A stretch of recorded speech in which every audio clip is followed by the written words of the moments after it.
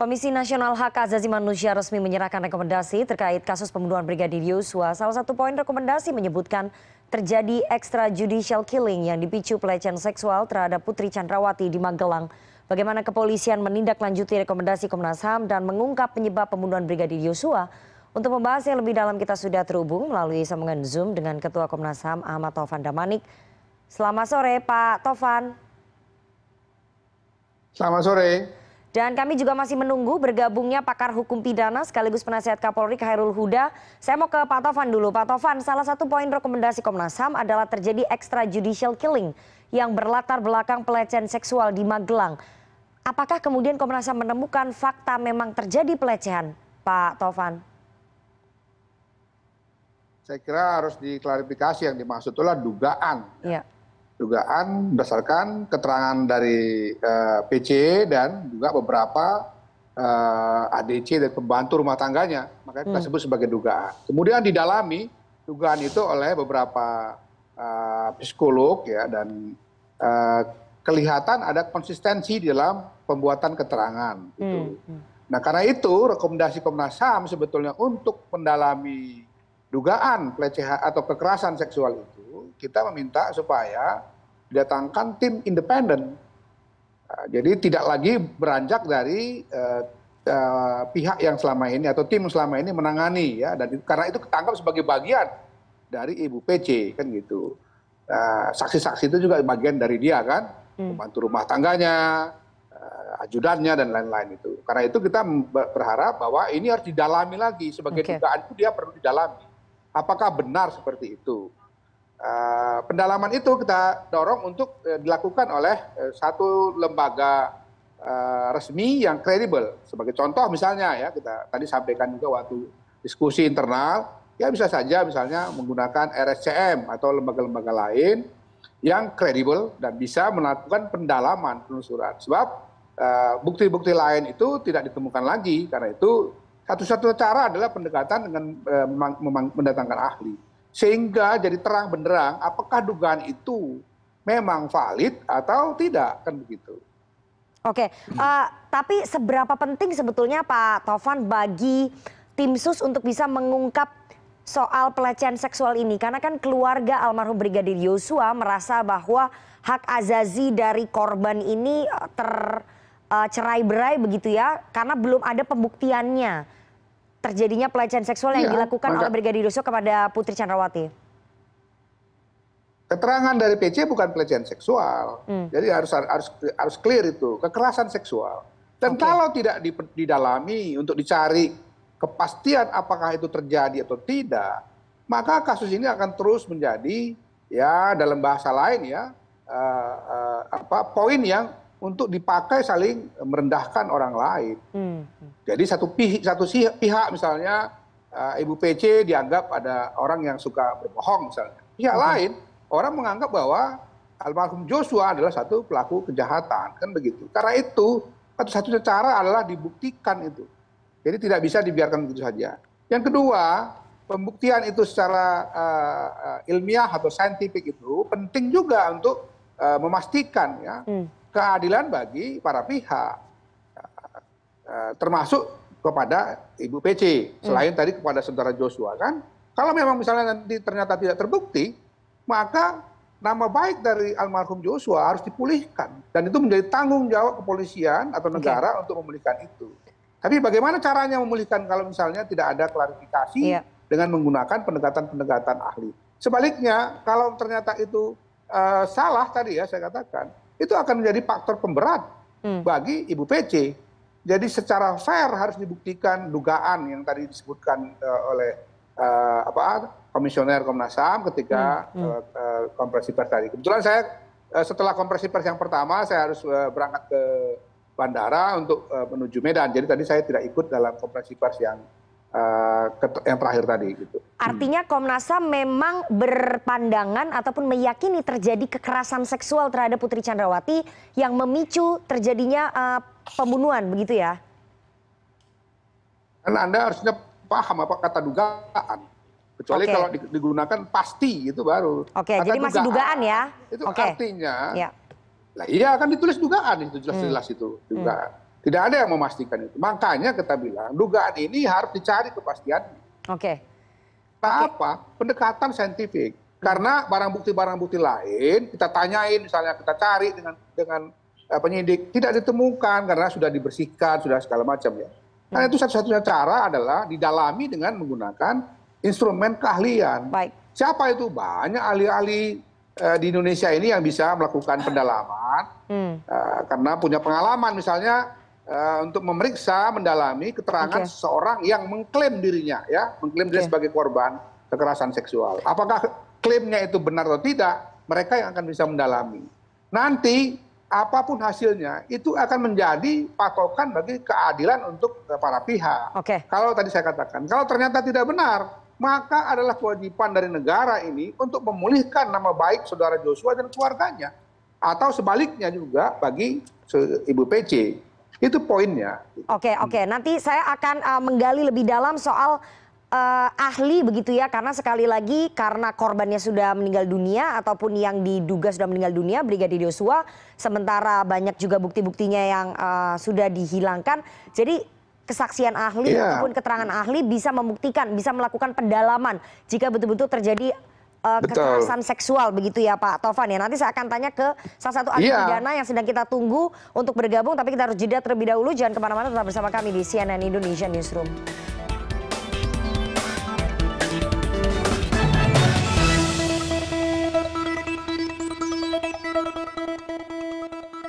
Anda masih bersama kami di CNN Indonesia Newsroom dan kita lanjutkan perbincangan kita dengan para narasumber. Ada Ketua Komnas HAM Ahmad Taufan Damanik serta Guru Besar Hukum Pidana FH Unsud, Profesor Hipnu Nugroho. Selamat sore, Prof. Hipnu.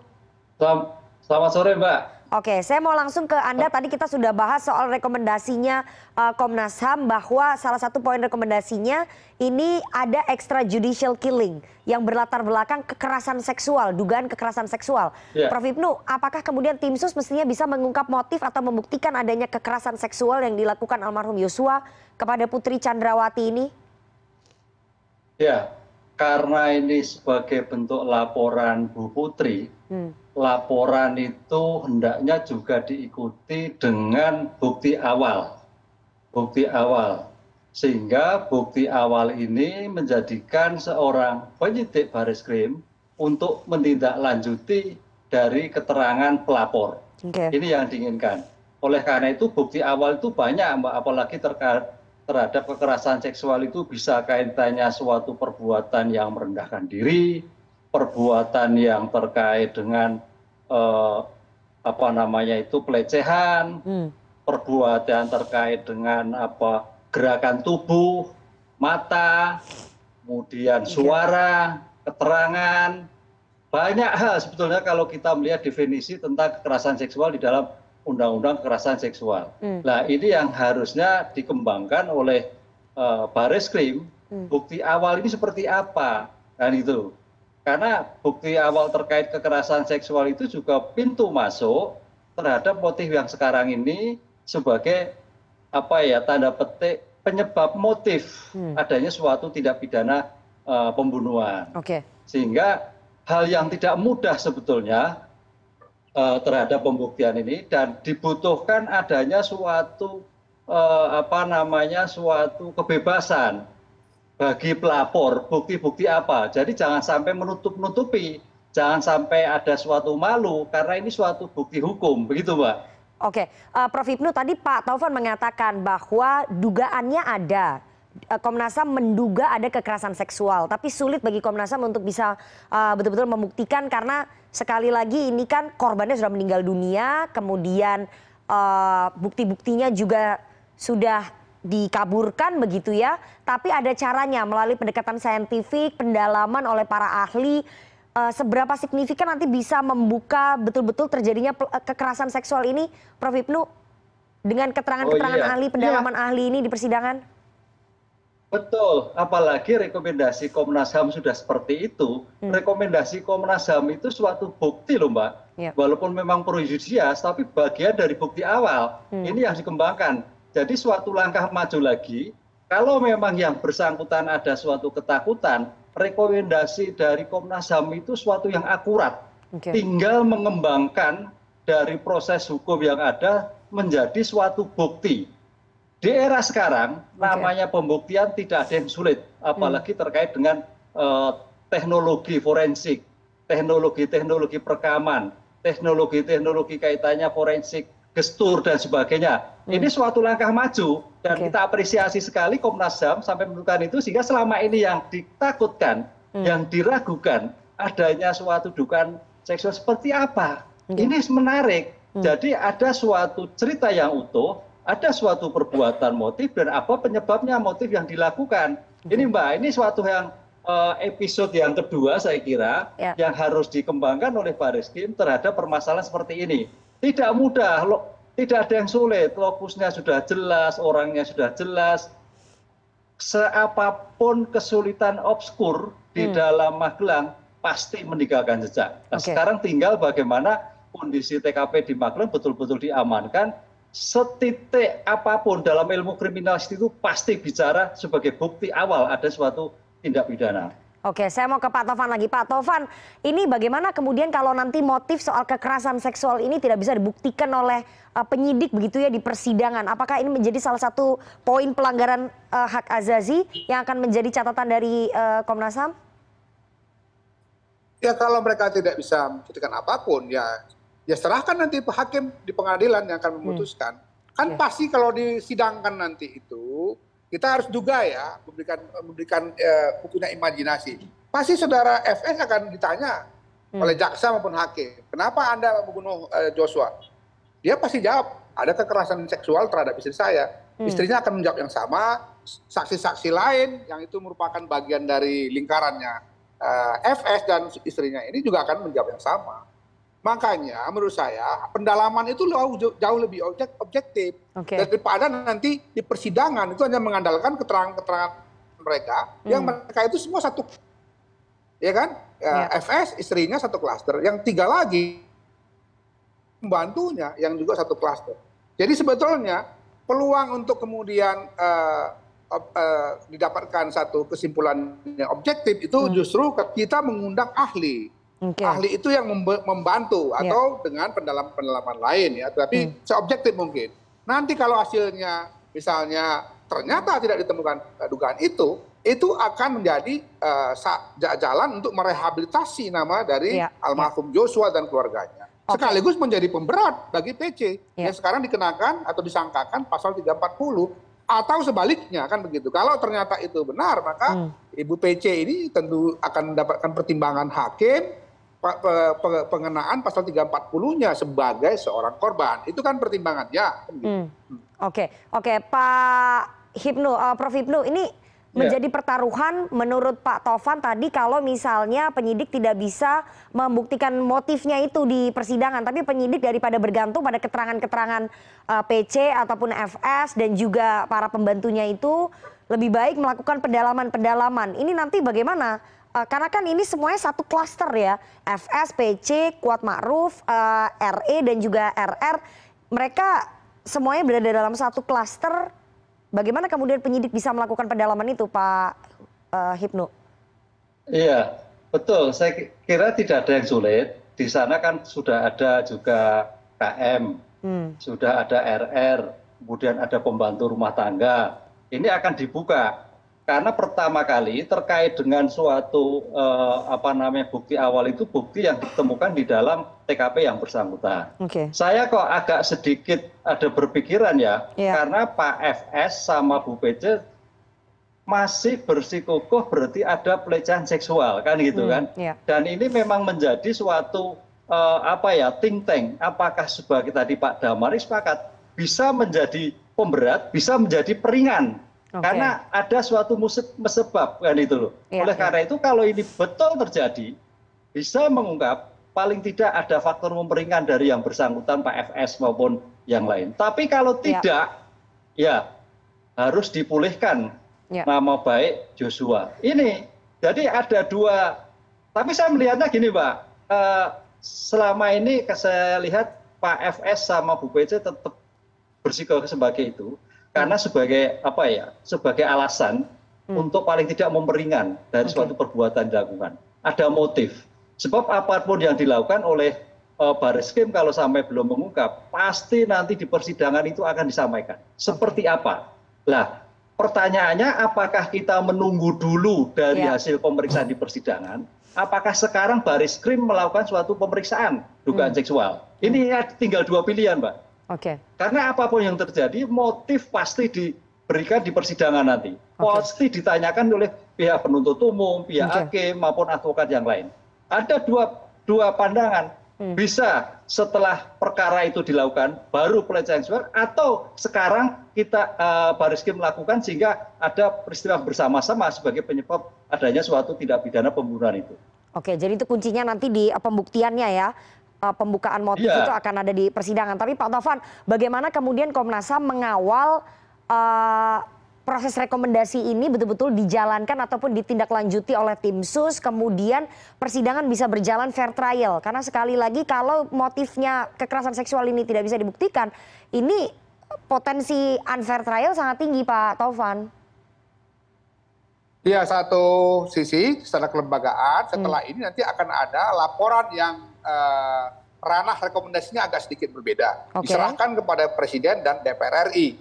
Jadi artinya akan ada dua lembaga di atas Kepolisian Republik Indonesia ini yang juga akan ikut melakukan pengawasan berdasarkan poin-poin yang direkomendasikan oleh Komnas HAM. Nah, yang kedua, Komnas HAM sendiri tetap juga akan melakukan pengawasan di dalam proses persidangan itu. Dalam kelanjutannya kami tentu juga akan tetap berkoordinasi baik dengan pihak Kepolisian Republik Indonesia maupun dengan pemerintah, dalam hal ini yang selalu diwakilkan oleh Bapak Menko Polhukam. Oke, artinya pengawasannya selain dari Komnas HAM juga DPR dan juga Presiden melalui Menko Polhukam akan tetap mengawal supaya ini menjadi fair trial begitu ya di persidangan, Pak Taufan ya? Ya, dan tentu saja yang selama ini yang bukan lembaga resmi, ada media, ada acara keluarga dan lain-lain yang saya kira itu juga membantu sebetulnya selama 2 bulan terakhir ini. Kalau itu tidak ada kan sebetulnya kasus ini bisa sulit sekali dibongkar. Tapi tekanan dari publik dan media saya kira itu juga ikut membantu, selain lembaga-lembaga formal seperti Komnas HAM, Kompolnas, LPSK misalnya menjalankan fungsi-fungsinya itu. Prof. Ibnu. Jadi marilah sama-sama kita kawal semua ini. Prof. Ibnu, tadi Pak Taufan sudah mengungkapkan komitmennya bahwa setelah ini akan ada rekomendasi juga yang diserahkan kepada Presiden dan juga kepada DPR dan tetap dikawal nanti oleh Komnas HAM sampai ke proses persidangan supaya berjalan fair trial. Tapi saya ingin tanya, Prof. Ibnu, apakah rekomendasi yang disampaikan oleh Komnas HAM ini akan betul-betul ditindaklanjuti oleh tim sus? Menurut Anda? Ya, menurut saya iya. Karena ini perkara yang mendapat atensi masyarakat. Perkara yang mendapat perhatian semua pihak, apalagi terhadap pimpinan negara. Karena sebagai keterbukaan suatu informasi, Komnas HAM sebagai suplai data, suplai sumber awal, suplai bahan awal, bukti awal yang harus ditindaklanjuti. Apakah itu menyangkut ada nilai bukti atau tidak, itu nomor 2. Tapi adalah bagian dari suplai bukti awal yang harus ditindaklanjuti.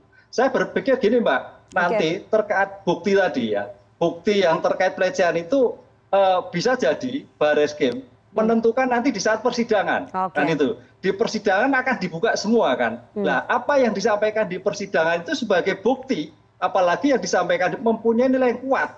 Bukti yang di persidangan itulah yang akhirnya mungkin bisa membuka motif terjadi kasus yang bersangkutan. Jadi ada dua alternatif sebetulnya. Saat sekarang memang kalau kesulitan, atau menunggu di persidangan biar semua membuka suatu informasi dari bukti yang disampaikan di persidangan itu mempunyai nilai. Karena itu masih bisa ya Pak ya? Siap. Ya, karena semua yang disampaikan di persidangan itu disumpah sesuai dengan apa yang ia lihat dan ia alami. Dengan demikian yang dilihat, yang dialami, yang mungkin ketakutan ketika sekarang akan menyampaikan suatu peristiwa di persidangan nanti akan terbuka. Nah, inilah yang mungkin saya kira ada suatu taktik pengungkapan hanya tunggu timing sekarang atau nanti di persidangan menunggu pihak-pihak untuk menyampaikan secara terbuka. Artinya pembukaan motif tadi ataupun bukti-bukti masih bisa dilakukan ketika persidangan berjalan begitu ya Prof. Ibnu ya? Iya, betul, betul. Oke. Kita tunggu nanti bagaimana langkah cepat dari tim Sus Polri untuk menindaklanjuti rekomendasi dari Komnas HAM. Dan sekali lagi, apakah kemudian tim Sus bisa membuka motif pembunuhan Brigadir Yosua? Apakah betul-betul ada kekerasan seksual yang menimpa Putri Chandrawati yang dilakukan oleh almarhum Brigadir Yosua? Karena itu menyangkut soal hak azazi dari semua pihak, baik hak azazinya Putri Chandrawati ataupun hak azazinya almarhum Brigadir Yosua. Begitu ya Pak Taufan? Kita tunggu nanti bagaimana hasil tindak lanjut dari tim Sus Polri. Terima kasih sekali dua orang narasumber yang sudah bergabung pada sore hari ini. Ada Ahmad Taufan Damani, Ketua Komnas HAM, dan juga Profesor Hipnu Nugroho, Guru Besar Hukum Pidana FH Unsud. Sehat selalu Prof. Hipnu dan juga Pak Taufan. Selamat sore Pak Taufan. Ya, terima kasih Mas Hipnu.